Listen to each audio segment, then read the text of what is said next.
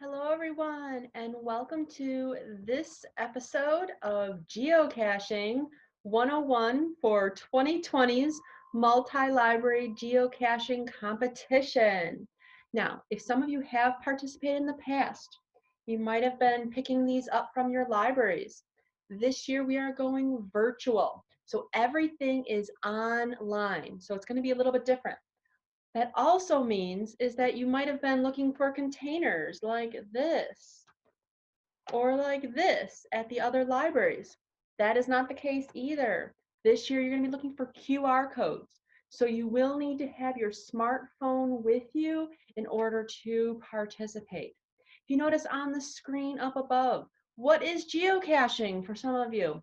Geocaching is a real world outdoor treasure hunt game that has GPS enabled devices like a smartphone, and participants navigate to a specific set of coordinates and then attempt to find the cache. Now, normally it is that container. This year it is a QR code. We're playing a little bit different. So I wanted to have you have a heads up with that. Now, in order to play, you're going to be going to the website, atlasgeocache.weebly.com. So that will take you to the home page here, the Atlas Multi-Library Geocaching Competition 2020. June 1st, August 15th. So it is a different duration also this year as well. From that home tab, we have a How It Works tab. Here you can see the general information that we are using QR codes. They are going to be accessible or scannable while outside the library building because we do not know when physical buildings are going to be opening up. They all could be different. And it will be on the library property. If you find that geocache and scan it and fill out the form, you have a chance to win a $25 gift card. Each library has a gift card, so you're eligible for each library's gift card. And if you do not have a QR code reader app on your phone, you can download any of them from any of the app stores. There's lots of different types. On my phone here,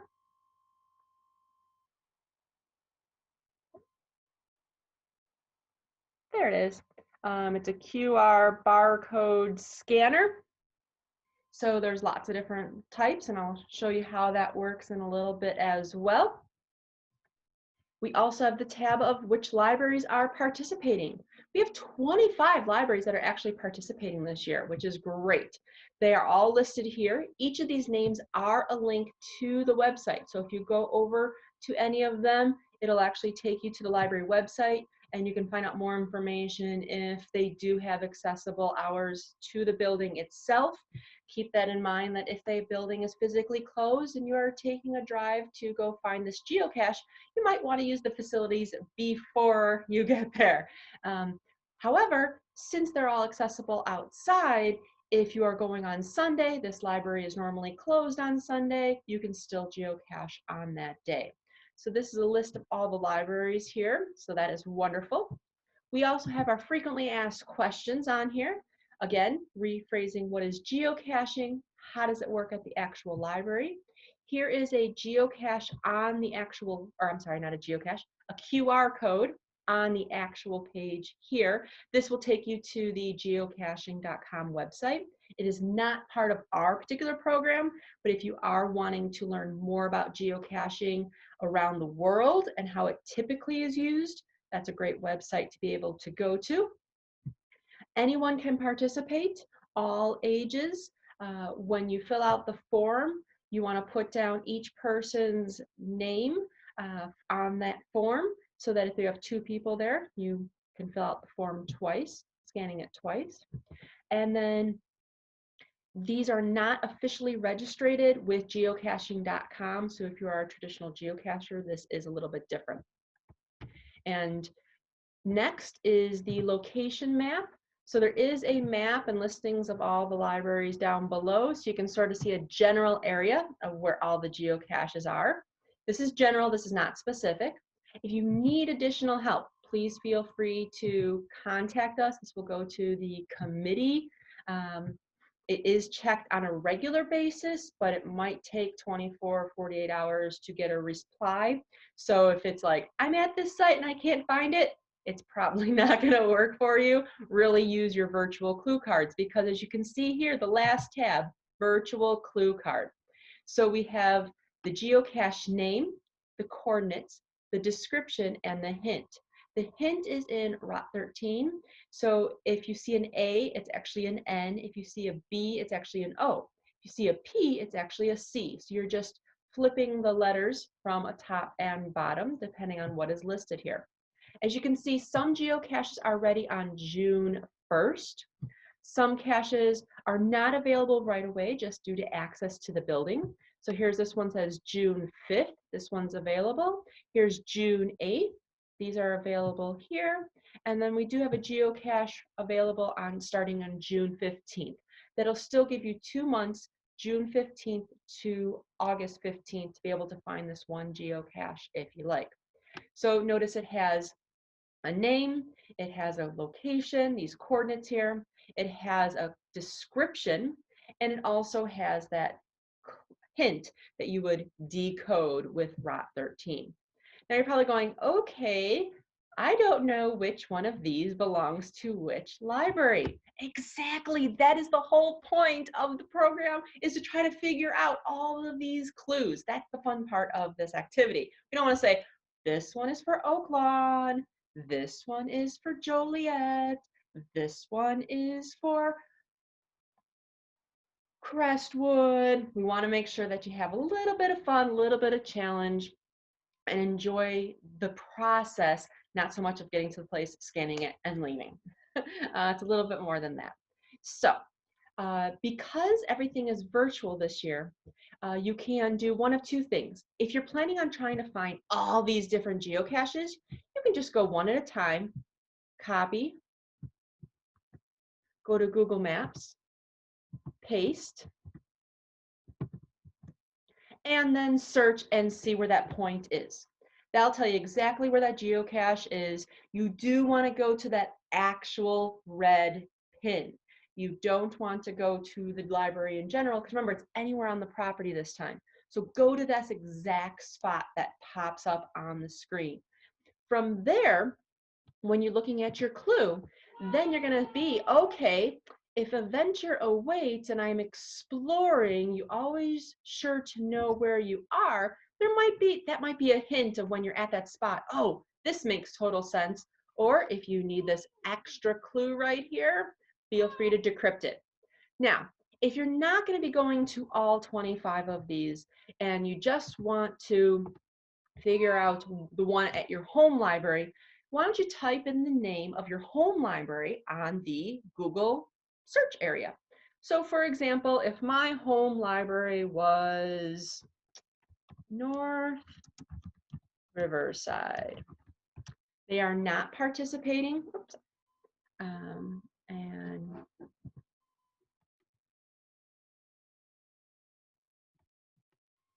they're not participating this year. They hope to be back next year. So North Riverside Library here. That's my home library. And I am looking for the coordinates, and I'm going, I see an address. There's no coordinates here. Oh my goodness gracious. What you want to do is you can click on the screen to make a gray little arrow. Notice down below these coordinates popped up. When I click on those coordinates, it's going to make a new red mark. And if I highlight this bottom row of coordinates here, I can then go to bolter.com/GPS, paste those coordinates in there, and convert. Now, this is that point, but it's converted for my GPS for this game, north 4150.778, west 87, 49.409. If I go back to that virtual card, for my north, it's 50.778. I'm going to look on all of these clues. Any of these 50, any of these 50, there's 31, 32, 36, 46. I'm looking for north 41 and then a 50 after that. Looking.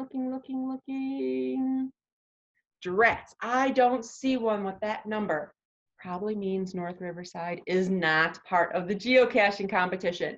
But this way, when you find the numbers that are very close, it's the last 3 numbers that's usually different to get you in that exact spot. But those numbers before the decimal will be the same as your home library. So you'll be able to search that way. Now, again, you can go all 25, you can go from your library, you can go convert back and forth. This clue card is there to help you figure out where you want to go. And if you're, once you get to that spot, use those clues, use those hints, try to figure out, where is it? Because remember, a GPS is using satellites up in space. It can only get you within about 10 to 15 feet on a beautiful, clear day. If it's not 10 to 15 feet, then it might be a little bit broader because it's cloudy out, or there's trees overhead, or you have big buildings around you.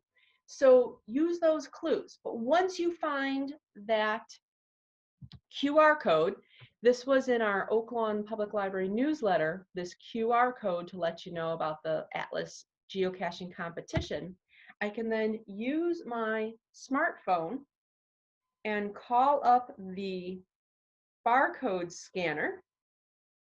Okay.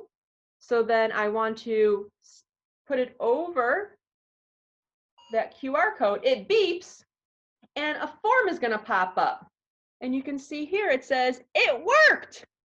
Yay! If you scan the QR code at the geocache location, then it's going to say, congratulations, you found the the OLPL geocache, or the Blue Island geocache, or the Evergreen Park geocache. It's going to actually show that up on there. Then that form is going, you want to fill that out. You want to fill that form out. It's going to ask for your home library. So we know, okay, you might be at Oak Lawn, but are you from Oak Lawn? No, you're from Evergreen Park. That's fine. Evergreen Park, fill that out. It's going to ask you for your entire library card number. So please make sure that if you don't have it memorized, that you write it down or that you have it with you so you can fill that in on the form. It's going to ask for your name, and it's also going to ask, for how would you like to be contacted? If you win that $25 gift card from that library because you filled out the form, we want to be able to contact you, whether you prefer phone number or email. Let us know. All right, so that is for scanning at the physical libraries. Once you've done that, you're done. In the past, you would get little tiny trinkets or containers, toys, stickers from other libraries. When you found the cache, as you went inside to fill out the paper forms, unfortunately, again, the building may be closed due to COVID-19. So we do not have things to give out. If those things change, those will be noted on the website or on our Facebook page. Yes, we do have a Facebook page for the geocaching competition. So here is the facebook.com/Atlas Geocaching site. It has the logo. This is going to become very familiar to you as you are going from library to library for the geocache. And as we scroll down, if there are any new updates, they will be posted down below here saying that this particular library has opened its doors and they have swag at the service desk if you show them the completed form on your smartphone. So just to give you a heads up, if there are any updates or changes, things like that, please make sure you check out the facebook.com Atlas Geocaching page, as well as feel free to like it and follow it. That way, if there are updates, you will be notified about that. And I did want to throw in one more thing about the coordinates. So in my notes from a previous program, they were asking about all these different coordinates here. These are actually all the exact same thing. They are just in different forms. Sort of like we have a temperature, it can be in Celsius or Fahrenheit. It's the same temperature, but the numbers look very different. The same thing is true with coordinates. Depending on what you're using, they'll look very different. For this particular competition, we use these GPS coordinates, north 41 degrees, which means if you are in the northern part of our planet, so we're above the equator at 41 degrees, okay, that's our latitude. It's like rungs of a ladder. And longitude, those are those long side marks there, and that's west 87. So we are at the western side of the sphere at 87 degrees. The 50 and the 49 for this particular location are going to be slightly adjusting for those minutes of, we have decimals, which are the big giant lines. The minutes are the slight in between, sort of like we have inches, but then you have fractions in between or decimals in between. If you're thinking of centimeters, then you have millimeters in between to break them up. And then after that decimal point, that's going to get you really specific to that location that you want to go to. So make sure you really do try to line up on your Google Maps that exact point when you're standing there. Because what's really cool too is that if you are at this point and it's on your phone, it'll actually have a little dot, dot, dot, and it'll show you where you're at. And you can actually try to stand in that exact location. So that's the nice thing about having the smartphone on you, having the coordinates in there and going around and being like, oh, okay, nope, I have to move over some here. Nope, I have to move over here some more. Nope, I have to move, oh, I went the wrong direction. It's actually over here. And that way you'll be able to get really close to where that geocache is, use those clues, use even the title. The title of the geocache might be a clue. Keep that in mind, as well as the hint that you actually have to decode. So good luck to everyone. Again, we do have the website to refer to, get all that information. If you're having some major issues, things are not working at all, you went to the library, you went to the spot, it's definitely not there, there's a problem, please hit that contact button on the screen and fill out that form to let us know. We'll try to contact the staff member at that library so they can check to make sure it really is there. We're having some really windy weather today. If they're outside, it could have blown away, or if we have some storms. So please do keep that in mind. And if you want some updates that do happen relatively quickly that we know of, make sure you go to that Facebook page so that you can like and follow and you can get updated as we go. So thank you so much. We look forward to having all of you participate, whether it's one geocache, two, or all 25. Good luck.